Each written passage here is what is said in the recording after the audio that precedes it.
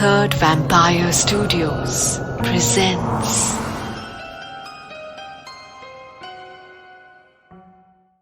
हमजा के मुंह में पानी सूख गया था।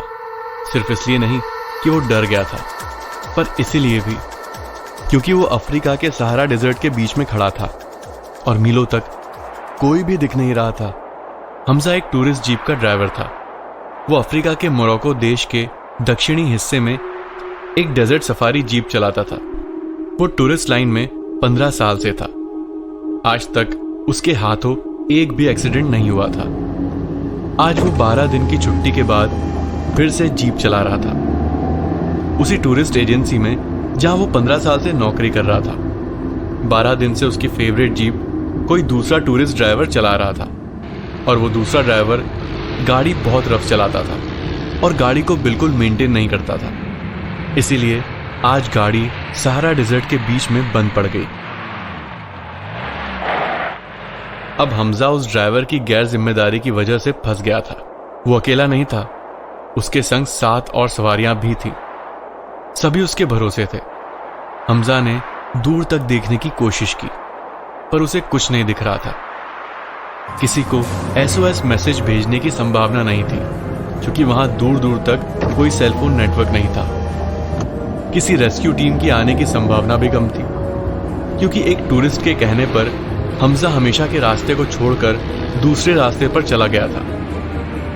जब हमजा ने सभी लोगों से पूछकर पता किया तो पता चला कि उनके पास बस एक ही दिन का पानी और खाना था, और वो भी बशर्ते ये कि कोई भी अपने हाथ पैर या चेहरा नहीं धोता है। तभी हमजा को कुछ सूझा।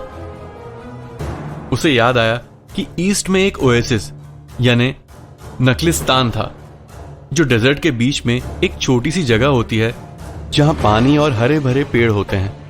वो नखलिस्तान वहां से करीब 20 मील दूर था। शुरुआत में सबको ये फासला सुनने में बहुत ज्यादा लग रहा था, पर जब हमजा ने उन्हें यह बताया कि शहर 150 मील दूर है, तब सब उसकी बात चुपचाप मान गए। You are watching a Third Vampire Studios production. 2 दिन तक सिर्फ रात को सफर करने के बाद उस पूरे झुंड को सुबह सुबह वो नखलिस्तान दिखा। हमजा खुश हो गया। उन सभी का खाना और पानी खत्म हो गया था और वो सभी लोग ओएसिस के पास पहुंच गए थे। अफ्रीका के उस बेरहम सहारा डेजर्ट में आखिरकार उन्हें कुछ सहारा मिल गया था। यहां 1-2 हफ्ते तक वो जिंदा रह ही सकते थे और आते जाते किसी मुसाफिर से शहर में एक रेस्क्यू जीप के लिए पैगाम भी भेज सकते थे। 15 मिनट चलने के बाद सब लोग उस नखलिस्तान की सरहद पर पहुंच गए, पर वहां पहुंचकर उन्हें कुछ अलग ही नजर आया। उस ओएसिस के सभी खजूर के पेड़ सूख गए थे और वहां कोई भी रहने वाला मौजूद नहीं था।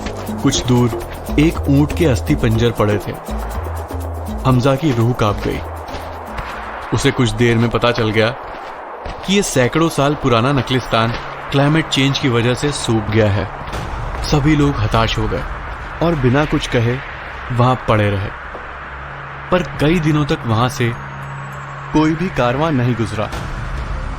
कुछ दिनों बाद उस ऊंट के कंकाल के बगल में हमजा और उसके 7 पैसेंजर्स के भी कंकाल थे। क्लाइमेट चेंज ने उन्हें निगलकर रेगिस्तान में थूक दिया था। ग्लोबल वार्मिंग की वजह से वो रेगिस्तान के बीच में सैकड़ों सालों से हरियाली से लदा हुआ नखलिस्तान सूख गया था। Hit like and subscribe to our YouTube channel. You will, won't you?